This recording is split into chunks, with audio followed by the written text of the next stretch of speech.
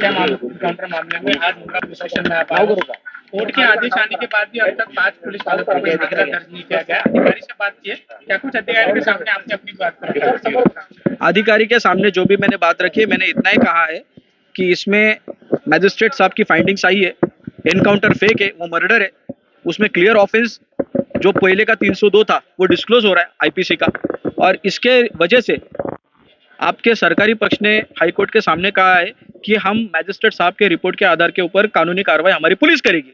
तो स्थानिक पुलिस कौन पुलिस करेगी बोले ना, तो हम पुलिस के पास आए। 3 दिन से मेरा क्लाइंट मेरे से कांटेक्ट में आता है, मिलने आएगा बोल रहा है, लेकिन मिलने आया नहीं अभी तक। अक्षय शिंदे जो इस कंप्लेंट रिट में वो मिलने ही नहीं आ रहा है, मुझे अश्योरेंस दे रहे। आज भी मुझे मिलने आने को बोल रहे थे, सुबह मुझे कॉल आता है, उसमें बताया जाता है कि उनको धमकाया जा रहा है उनकी अन्ना शिंदे की मदर को कि तुमको इधर रहने नहीं देंगे बदलापुर में। क्यों भाई, मोगलाई है बदलापुरातल्या तमाम मैं जितने भी आंबेडकरी अनुयायी है जो समतावादी विचार के, मैं रिक्वेस्ट करूंगा आपके माध्यम से कि उनको सामाजिक सुरक्षा प्रदान करिए। उस व्यक्ति ने कोई गुनाह नहीं किया था, क्योंकि कानून कहता है कि जब तक कोई सक्षम न्यायालय किसी आरोपी को दोषी नहीं करार देता तब तक वो निरपराध माना जाएगा। नहीं तो एक तो ये आप जुडिशियल सिस्टम का जो हमारा बेसिक सिद्धांत है उसको मानो, नहीं तो वो सिस्टम आप तो फिर पुलिस राज बन जाएगा अगर उसको नहीं मानेंगे तो ये चीज है। था रुको जरा, बोलो मैडम। मैडम को आने तो थोड़ा आगे आ जाओ मैडम। हाँ देखिए, अभी हम अगली प्रोसीजर अभी तुरंत मैं डिस्क्लोज नहीं कर सकता, क्योंकि अगर स्ट्रेटेजी मैंने डिस्क्लोज की तो यहाँ पर अदृश्य शक्ति बहुत ऑपरेट होती है। एक अदृश्य शक्ति होती है, समझे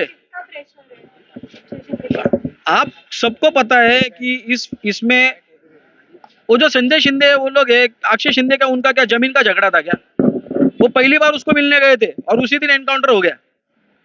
तो एफआईआर अक्षय के खिलाफ उसके पत्नी क्या आरोप किए दाखिल करने से यह कॉन्स्पिरेसी शुरू हुई है, ऐसा मेरा स्पष्ट मत है। और उसका एंड 23 तारीख को जब उसके खिलाफ चार्जशीट रजिस्टर हुई, कहां पर? पनवेल के कोर्ट में, उसी दिन उसका एनकाउंटर होता है। यार इतना तो समझ में आता है सबको कि उसको मर्डर करना है। और ये क्यों किया? क्यों कि वो जो बच्चियों का जो उनके जितने भी स्टेटमेंट्स मैंने पढ़े, उनके माँ बाप का पूरा रोष जो है वो वहां की पुलिस और वहां के मेडिकल ऑफिसर के खिलाफ था। उनके खिलाफ तो कुछ भी कार्रवाई नहीं हुई। जिन लोगों ने मेडिकल के लिए उनको कितने घंटों ठहराया, कितने घंटों उनको खड़ा किया, बच्ची है, मेरे को भी 1 साल की बच्ची है, उनको भी जस्टिस नहीं मिल रहा है और मेरे क्लाइंट को भी जस्टिस नहीं दे रहे ये लोग। तो काम किसके लिए कर रहे, किसके लिए लड़ रहे? वो बच्चियों को भी तो न्याय मिलना चाहिए।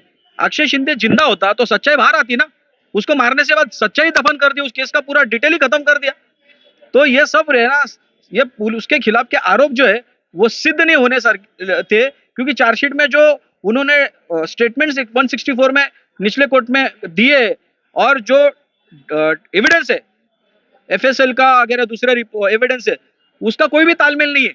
और सबसे इंपॉर्टेंट चीज, उसका आईडी परेड के पहले ही एबीपी माझा न्यूज चैनल वालों के कुछ रिपोर्टर ने वो पब्लिश कर दिया था।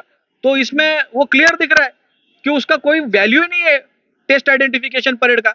और ये सब चीजें सरकार के लोगों को मालूम थी, वो लोग सिद्ध नहीं कर सकते थे उसके आरोप, और फिर लोगों का रोष आता था, फिर लोगों का रोष शांत करने के लिए शॉर्टकट मेथड यूज करके उसका एनकाउंटर कर दिया। सर, जब ये एनकाउंटर उस दौरान मुख्यमंत्री एकनाथ शिंदे थे, उन्होंने ऐसा कहा कि पुलिस वालों ने अपने समर्थन के लिए अक्षय शिंदे के ऊपर एनकाउंटर किया। उनके अनेक मंत्रिमंडल के नेता थे, वो कह रहे थे कि हैवान था, जिस तरीके से बच्चों पर बलात्कार किया था।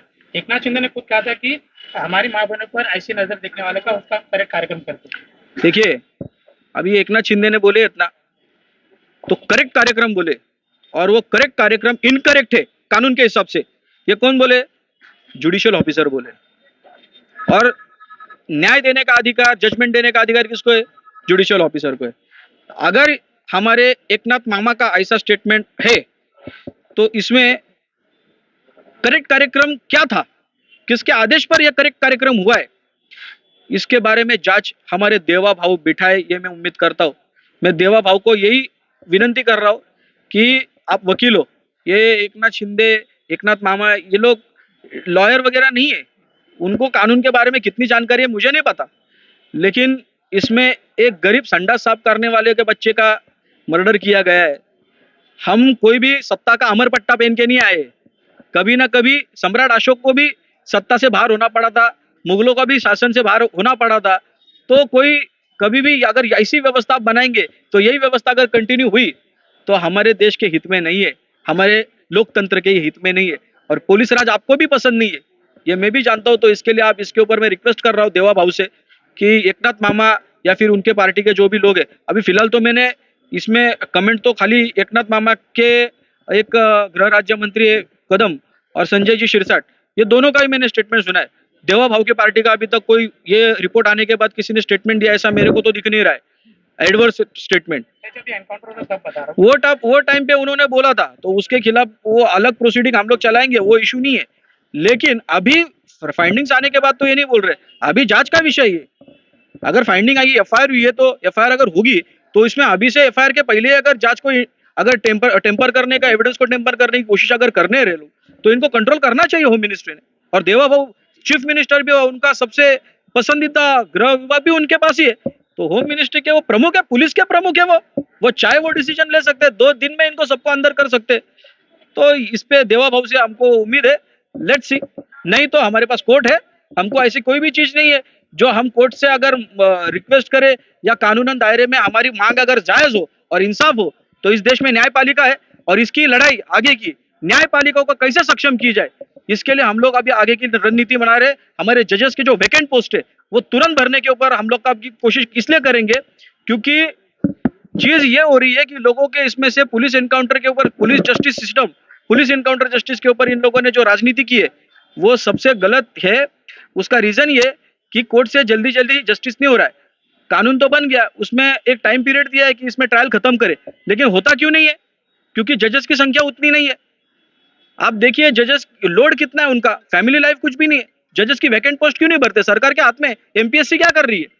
आगे अभी अगर इनको लगता है कि कोर्ट के द्वारा, कानून के द्वारा तुरंत न्याय मिले, तो देवा भाव जो बदलाचा राजकारण चाहते हैं, तो उसके ऊपर तत्काल जो भी जुडिशियल मैजिस्ट्रेट और सेशन जजेस की जो पोस्ट है वो भरे।